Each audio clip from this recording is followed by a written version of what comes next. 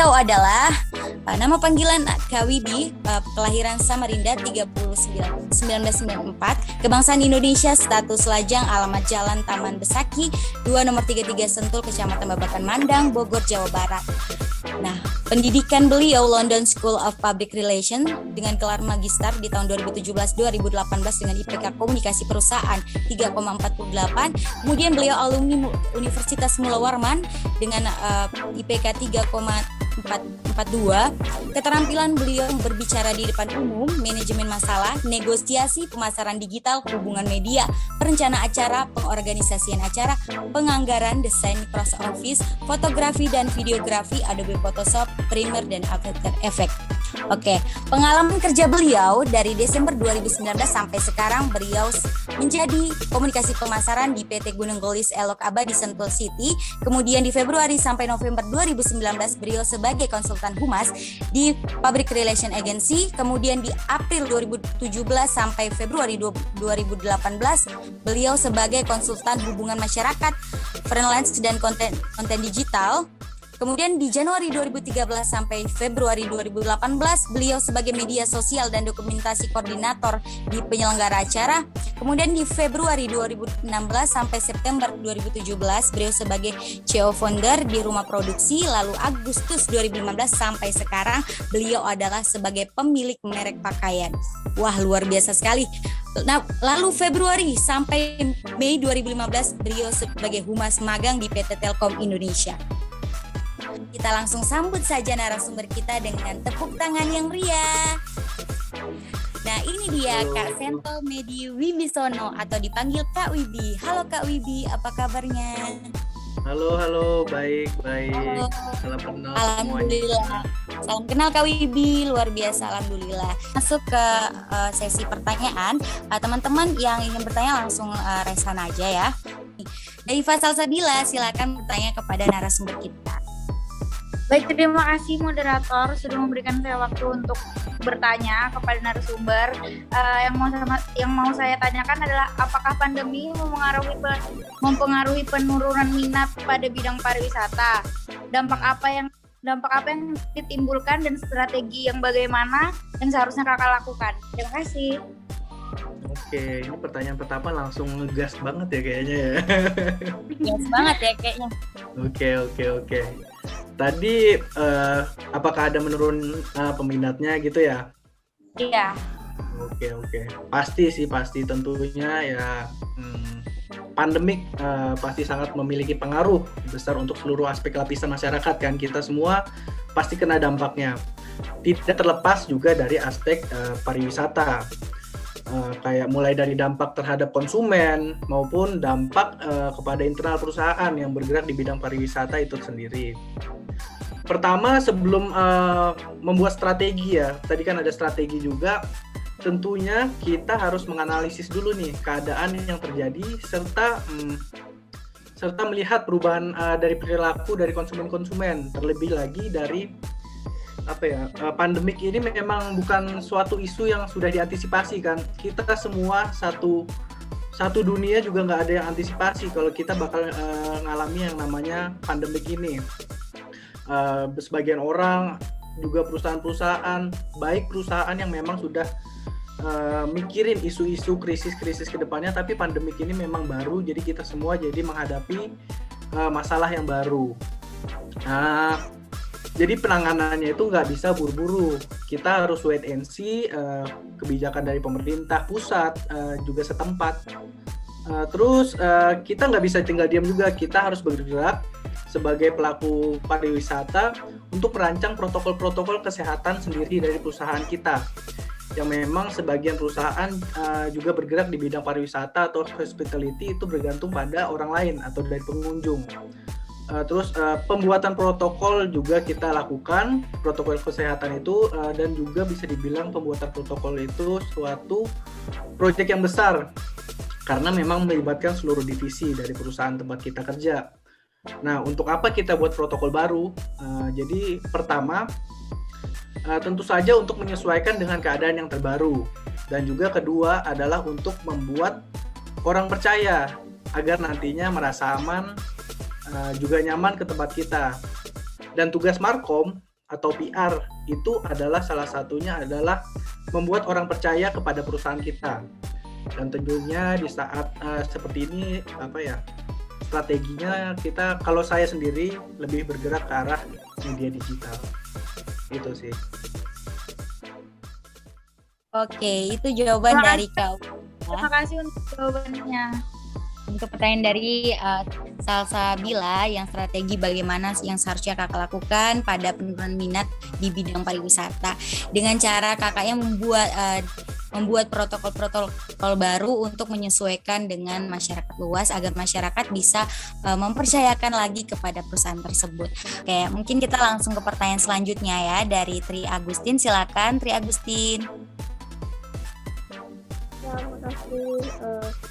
Gini Kak, Kak kan udah banyak pengalaman kerjanya. Nah, apa aja sih hambatan-hambatan ada di bidang kehumasan gitu kan di beberapa perusahaan.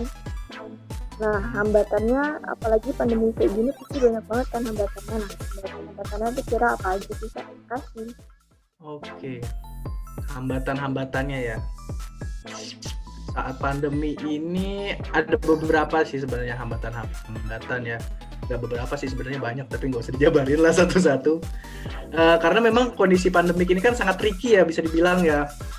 Biasanya kita selalu membuat program-program atau ya promo-promo yang melibatkan banyak pihak.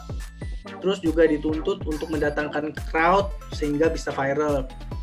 Sedangkan hal-hal tersebut yang tadi aku bilang sangat bertentangan dengan kondisi saat ini yang mengharuskan kita berkegiatan secara mandiri, jaga jarak, dan lain sebagainya gitu. Sehingga ya program-program yang ada harus kita hapus dan harus kita alihkan menjadi program-program online dan yaitu mengurangi kegiatan offline ya. Sementara kita di hospitality, pariwisata yang mengurangi kegiatan offline itu kan ya gimana, sementara kita memang program-programnya harusnya biasanya datangin orang dan lain sebagainya, mendatangkan orang-orang ke tempat pariwisata itu. Jadi ya itu sih hambatannya memang tricky. Jadi harus yang offline lebih ke online sekarang. Gitu. Baik, itu ya jawaban dari Kak Widi. Jadi hambatan-hambatan tadi itu diberi program-programnya dibatasi dan yang tadinya offline itu lebih ke online sekarang. Sebelumnya Kak Widi bisa mungkin dijelaskan sedikit ya apa itu digital marcom ya mungkin Kak. Mungkin teman-teman di sini belum terlalu paham secara luas apa itu digital marcom. Terima kasih Kak.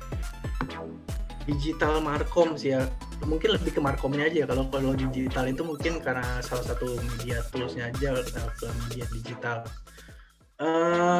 Kembali lagi, kalian mata kuliahnya PR kan ya?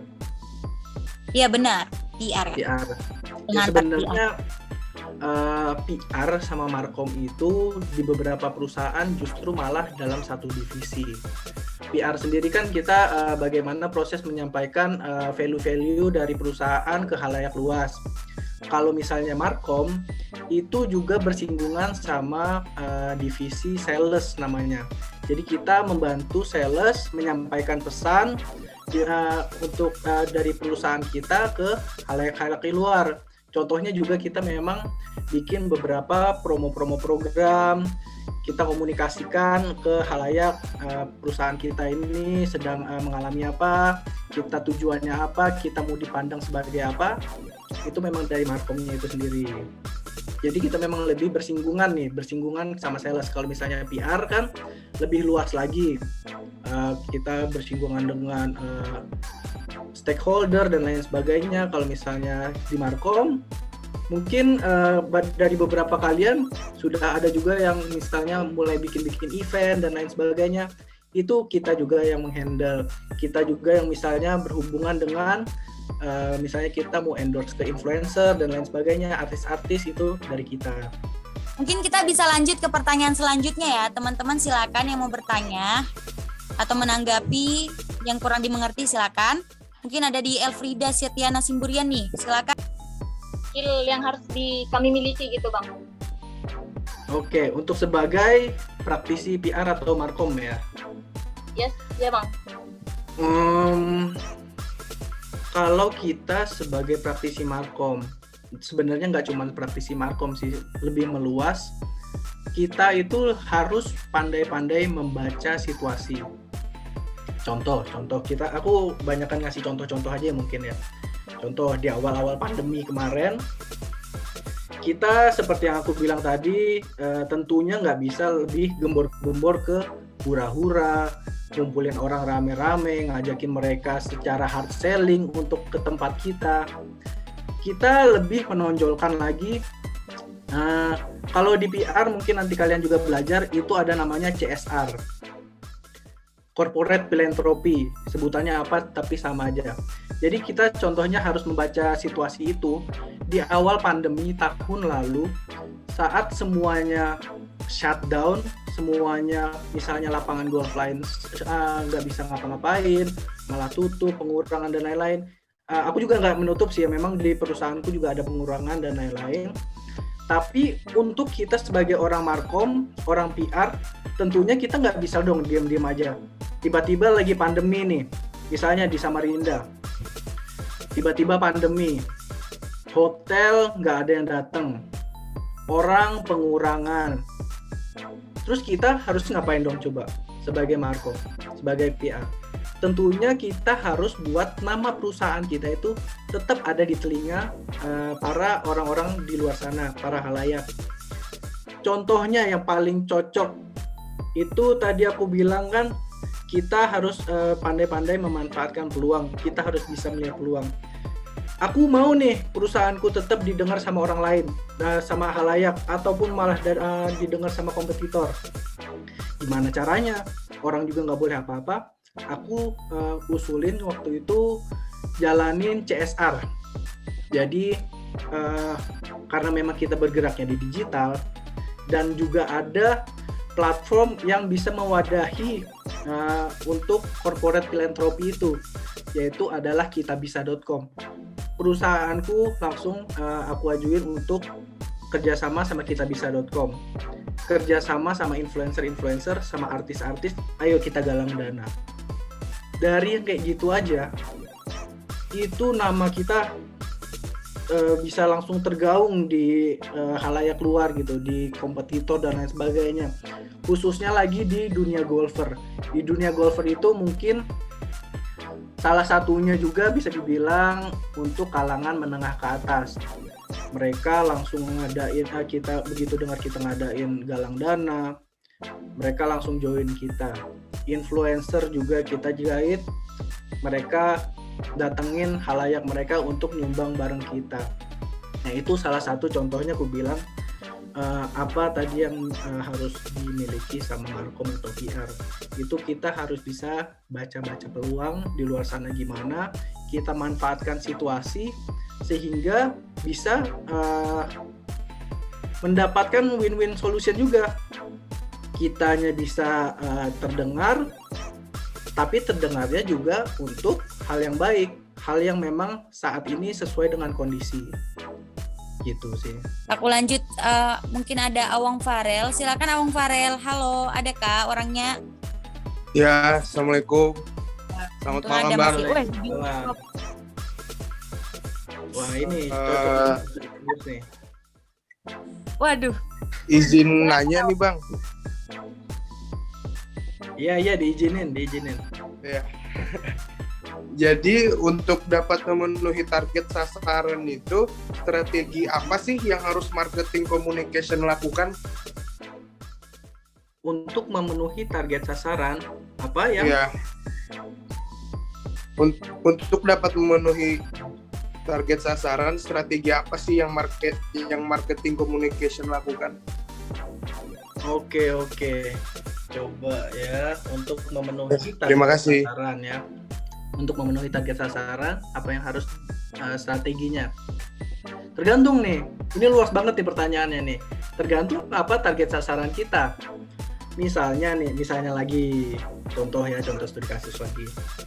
Contohnya misalnya saat ini aku di perusahaan lagi mau menggait milenial untuk main golf. Tentunya kita bikin program-program. kita bikin wara-woronya dulu di Instagram, kita bikin, kita guide misalnya videographer untuk bikin suasana permainan golf itu cocok untuk anak-anak. Contohnya gimana? Kita ajak, mungkin kalian tahu drone racing, itu beberapa kan misalnya dipakai untuk olahraga ekstrim. Kita ajak tuh untuk bikin syuting di tempat kita, olahraga golf pakai drone racing untuk menggait anak-anak muda. Tentu kita laporan ke atasan, harus ada budget dan lain-lainnya, dan tentu saja atasan mau minta timbal baliknya ke kita. Misalnya targetnya nih, aku nge-guide anak-anak milenial, kita sudah bikin campaign lain-lain sebagainya. Cara melihat target tujuan kita itu sesuai target atau memenuhi target itu gimana? Itu gampang banget. Untuk kasusnya kayak aku, kan kita bisa orang-orang yang misalnya daftar main golf, ini usia berapa dan berapa, kita kasih kuesioner dikit, taunya dari mana nih, ada diskon untuk milenial, dari mana gitu, itu bisa langsung di frontliner kita. Kita misalnya bisa minta resepsionis kita untuk tanya dari mana, mereka tahu, terus kita lihat aja hasil akhirnya nanti. Di akhir bulan misalnya contohnya, anak-anak milenial yang main di tempat kita ada berapa nih? Misalnya kita tentuin awalnya kita mau bulan ini minimal cuma 30 orang yang main golf. Ternyata karena kampanyenya bagus, orang banyak yang melirik, engagementnya bagus. Ternyata yang main malah 80, malah 100. Itu salah satu contoh ngelihat target kita sesuai atau enggak, terus strateginya sesuai atau enggak. Itu aja sih yang paling gampang. Ya, cukup. Terima kasih, Bang. Sama-sama. Halo Bang, Halo Intan. jadi gini, bagaimana sih cara Kak Widi itu membranding sebuah perusahaan agar tidak terkenal di lingkup sekitar aja, jadi bisa terkenal di luar kota atau bahkan sampai ke luar negeri tuh Bang. Apakah Kak Widi ini punya cara khusus untuk membranding perusahaan yang kakak naungi gitu Bang? Oke, gimana cara membranding perusahaan biar terkenal di dalam negeri ataupun juga luar negeri gitu ya? Iya. Sebelum keluar negeri tentunya kita mau menguasai regional dulu, sekitar kita dulu. Itu gimana caranya? Seperti yang tadi aku bilang, promo-promo di sosial media itu sangat membantu. Kita menggait orang-orang yang memang tidak hanya terkenal, tapi juga kita nilai punya cukup exposure untuk mendatangkan orang-orang ke tempat kita. Itu yang paling berpengaruh ya. Soalnya memang beberapa kali aku kerjasama sama artis-artis nih. Itu mereka mendatangkan orang-orang masa mereka banyak banget. Salah satunya juga mendatangkan follower, karena memang salah satu key performance indikator buat kita yang ada di Markom, salah satunya karena memang bergerak di sosial media, itu engagement sosial media. Contohnya follower, komen, like, dan lain sebagainya. Itu kita kuasai dulu market kita yang nasional. Untuk yang internasional itu di tahun 2019, contohnya kita menggait Dinas Pariwisata Jakarta. Kita ngadain pameran waktu itu di Singapura sama di Malaysia. Nah itu kita guide pangsa pasar di luar lagi, di Malaysia, di Singapura, dengan cara kita buka pameran. Itu sih contohnya. Oke, mungkin Intan sudah cukup jelas ya. Ya, cukup jelas. Jadi Makasih tadi Bang. caranya menguasai dulu market nasional, lalu dengan menggunakan promosi-promosi dengan melakukannya di media komunikasi. Mungkin dari Iva atau Cindy Elsa, Elfrianti, silakan. Iva dulu mungkin ya. Teman-teman yang belum nih aku sebutin aja ya, biar mereka juga pada nanya. Pastinya pada kepo juga tuh. Silakan teman-teman. Saya mau nanya, Kak. Ya, boleh. Apakah seorang marketing communication seperti kakak pernah mengalami kegagalan dalam program kerja? Jika ada, kegagalan apa yang pernah kakak alami? Terima kasih, Kak. Oke. Gagal. Kalau gagal sih ya pasti pernah dong ya. Contohnya yang terdekat nih. Mungkin kalau kalian bisa lihat tadi ada yang buka Instagram Sentul Highland Golf Club, itu kita baru aja ulang tahun ke-24. Di ulang tahun ke-24 ini kita woro-woro dong. Ngadain ini, ngadain itu, ngundang ini, ngundang itu buat ke Sentul Highland Golf Club. Salah satunya program yang kita buat adalah lomba bikin video. Tujuannya apa sih sebenarnya lomba bikin video itu? Karena satu, kalau kita terus-terusan bikin konten, apalagi kita sendiri yang dari orang dalam, itu bisa ada kehabisan ide. Kita mau nge-shoot dari mana lagi nih, lapangan golf, perasaan semuanya sudah kita explore, foto-fotonya semua perasaan sudah kita foto. Kita mau ngajak orang dari luar untuk ambil video dari di tempat kita. Nah, untuk itu karena memang kita sudah bisa dibilang besar, kita sudah banyak followernya. Tadinya kita kira bakal yang ikutan kayak ratusan, berapa gitu. Ternyata hari ini deadline, yang submit cuman 4 orang. Sedangkan hadiahnya juga nggak bisa dibilang kecil, nggak bisa dibilang ecek-ecek. Hadiahnya juga iPhone 12 yang Pro yang terbaru. Kita ngeluarin duit gede, tadinya maunya kan ya dengan feedback yang bagus juga. Dan ternyata yang submit cuma 4 orang, ya nggak bisa dibilang gagal sih, karena memang ada beberapa yang bagus, tapi tidak memenuhi ekspektasi. Itu salah satunya. Itu ya Iva, jadi gagal tuh pasti ada, jelas ada di dalam suatu perusahaan, jelas, apalagi seorang marketing communication. Jadi mungkin lebih ke tidak memenuhi target saja gitu ya. Oke, mungkin teman-teman yang lain, ayo. Cindy, Elsa, Elvianti. Oke, silakan.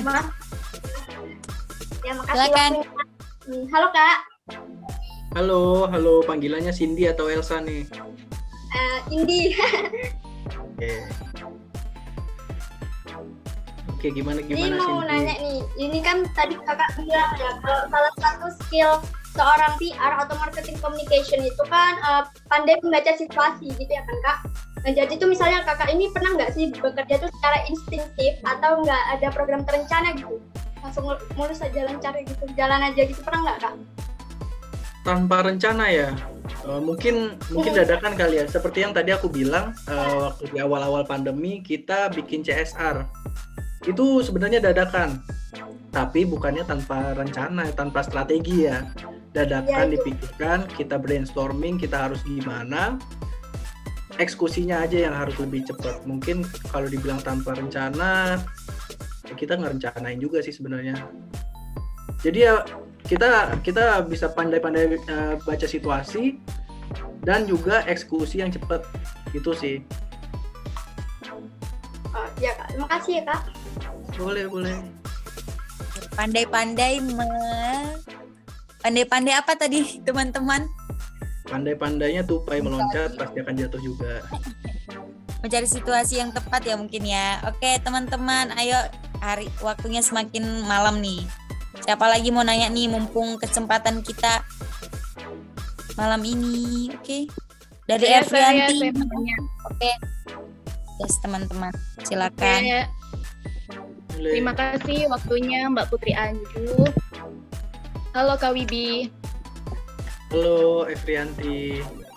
Panggilannya apa nih, Anti? Panggilannya Evin, Kak. Evin, oke. Iya. Jadi gini nih Kak, saya ini penasaran. Gimana sih suka dukanya Kak Wibi selama berprofesi sebagai marketing communication?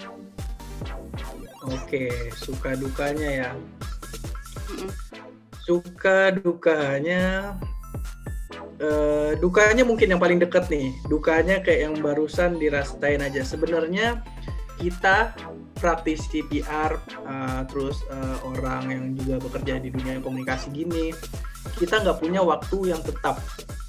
Jadi aku bisa bilang kayak gitu, kita nggak bisa waktu libur kita kapan, kita harus kerja kapan, itu kita harus fleksibel. Contohnya kayak tadi, aku sudah harus pulang jam 5, ternyata dipanggil harus meeting lagi sama orang. Itu kita harus bisa kompromi waktu kerja. Kita misalnya harus libur di weekend, tapi ternyata weekend pengunjung kita lagi rame, kita harus in charge juga untuk datang. Misalnya lagi libur nasional, kayak misalnya kemarin habis ada Imlek dan lain sebagainya, orang tanggal merah, kita tetap masuk. Itu dukanya untuk pekerja di dunia PR dan juga markom. Kita harus bisa kompromi sama waktu. Jadi kalian yang ada di sini mungkin sudah biasa SMA Sabtu Minggu libur, harus biasain Sabtu Minggu mungkin mulai cari kegiatan biar nanti pas sudah kerja nggak kaget gitu, tiba-tiba Minggu misalnya waktu sama pacar gitu kan, tiba-tiba ada panggilan kerjaan, itu harus kompromi. Terus dukanya, sukanya banyak sih sebenarnya, apalagi kita di dunia komunikasi ini, di dunia pencitraan ini, kita ketemu orang-orang baru, kita ketemu orang-orang terkenal, kita ketemu artis-artis, mereka kenal kita, itu bisa suatu kebanggaan gitu. Misalnya tiba-tiba lagi jalan di mana disapa artis gitu, itu kan suatu, bisa dibilang nggak semua orang bisa kayak gitu. Itu sukanya juga. Terus sukanya sebagai markom apa lagi ya? Ya itu sih, kita sebagai ujung tanduk perusahaan, kita dengan media kita dikenal, dengan orang-orang yang memang kita mau ajak kerjasama kita dikenal. Lebih ke link sih, karena memang kita sebagai orang yang kerja di komunikasi, salah satu kuncinya adalah memperbanyak link, jadi memperbanyak teman. Terima kasih, Ma. Baik, sini yang ingin saya tanyakan, tentunya selama masa pandemi ini banyak sekali tantangan yang dihadapi seorang PR Markom dalam menjalankan tugasnya. Dan saya yakin sudah ada strategi atau solusi yang sudah disiapkan kakak sebagai Markom. Salah satunya tadi yang sudah disebutkan itu, apakah dia harus sesuaikan dulu apa enggak tuh solusinya atau strateginya. Nah, yang ingin saya tanyakan, apakah strategi atau solusi yang sudah dipersiapkan kakak sebagai Markom itu sudah sesuai dengan target yang sudah sesuai hasil yang ditargetkan oleh kakak sendiri dan rekan-rekan? Mungkin itu dari saya, Kak. Terima kasih. Oke. Apakah solusi yang telah diusahakan sudah berjalan dan sesuai dengan target ya tadi ya? Iya, Kak. Kalau bisa dibilang sih 80%-nya trial and error. Itu aku bilang ya, 80%-nya trial and error. Kita di dunia ini memang coba-coba, eksperimen, apa yang bakal booming, apa yang bakal berhasil dan lain sebagainya. Itu 80%. 15%-nya itu gagal.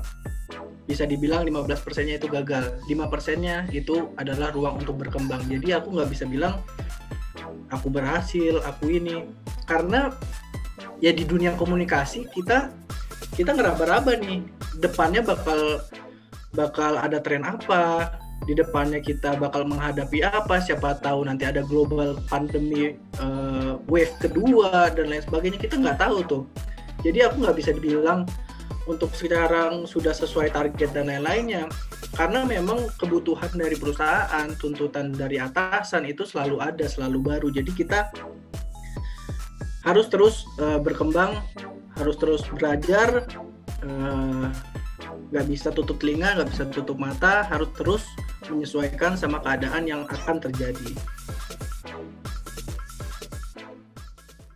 Baik, terima kasih Kak. Bisa saya tanya satu lagi Kak untuk boleh. melengkapi saya. Terlepas dari masalah pandemi ini, apalagi tantangan yang Kakak hadapi sebagai Markom? Karena kalau untuk tahun 2020 sama 2021 tuh kayak setiap tantangan tuh identik dengan pandemi. Nah, terlepas dari pandemi itu, apalagi sih tantangan yang Kakak hadapi? Itu Oke. aja sih Kak. Terima kasih Kak. Terlepas dari pandemi, ada nggak ada pandemi, kita harus terus berinovasi. Jadi tantangannya adalah seperti yang aku bilang tadi, kita harus terus bisa meraba ke depannya ada apa, ke depannya bakal tren apa lagi. Itu sih tantangan yang bakal terus ada untuk kita. Kita soalnya nggak bisa kan kayak orang akuntan. Akuntan enak, mereka ngitung pakai komputer, mungkin sekarang malah pakai aplikasi, selesai. Kalau kita pakai apa coba bisa buat prediksi masa depan? Kita nggak bisa, jadi kita harus ngeraba terus, kita harus melek teknologi, kita harus sesuaiin sama keadaan sekarang, kita harus gali terus pokoknya apa trending yang bakal terjadi di depannya. Gitu. Halo Nurasi, ilmu komunikasi. Ya, jadi gini Kak, kan tadi kan kita udah dikasih tahu juga kan sama moderator kalau misalnya CV Kakak nih, pekerjaan Kakak nih dari tahun 2015 sampai sekarang nih banyak banget gitu kan. Nah, pasti kan Kakak ini punya performa tersendiri gitu ya kalau misalnya bisa diterima di berbagai perusahaan gitu. Jadi Kakak nih bisa nggak sih Kak kasih kita tips gitu Kak? Kan kita nih baru gitu ya Kak kuliah. Mungkin di antara teman-teman kami nih ada juga yang kuliah di ilmu komunikasi tuh karena terpaksa atau karena apa ya, kan kita mungkin ada juga beberapa yang kayak pemilihan lewat SNMPTN gitu karena keterimanya di sini gitu, tidak dari hati gitu Kak. Jadi gimana sih Kak biar kita itu punya performa tersendiri, bisa biar kayak Kakak gini kan banyak gitu pengalaman kerjanya gitu Kak. Terima kasih Kak. Oke. Jadi memiliki persona branding yang unik.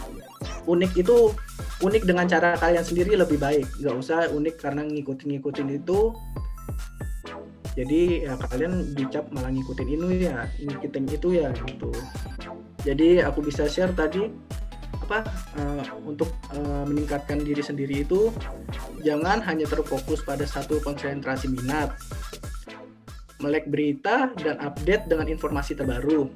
Tahu prioritas dan bisa memanage waktu sama memiliki personal branding yang unik. Kalau kalian punya personal branding yang unik, di HRD aja sudah bisa diklasifikasi sebagai anak yang berbeda gitu. Baik Kak, terima kasih jawabannya Kak. Keren banget ya, sumpah. Itu tuh poin-poin penting yang mungkin kita nggak dapatin di lain tempat gitu. Dari Kak Wibi aja kita sudah tahu cara-caranya gimana aja. Jadi teman-teman ingat ya tadi poin-poin pentingnya. Jangan terkonsentrasi di satu minat saja, terus kita coba perkaya diri kita di bidang-bidang lain juga, terus kita update tren, lalu kita tahu prioritas dan bisa memanage waktu, memiliki personal branding yang unik untuk membuat perbedaan dengan diri sendiri. Gitu ya guys. Oke.